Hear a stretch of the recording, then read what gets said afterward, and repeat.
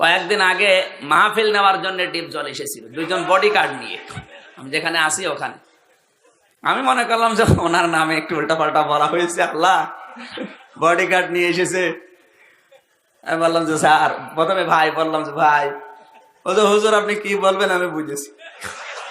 আমি গাবতলি এই টার্মিনালে আমার মাহফিল হয় প্রত্যেক বছরে, আমার দাদার নামে, আমার বাবার নামে, নানার নামে স্মরণ করে দেয় যে আপনাকে এবার প্রধান বক্তা বানাবো, আপনি ডেট দেন।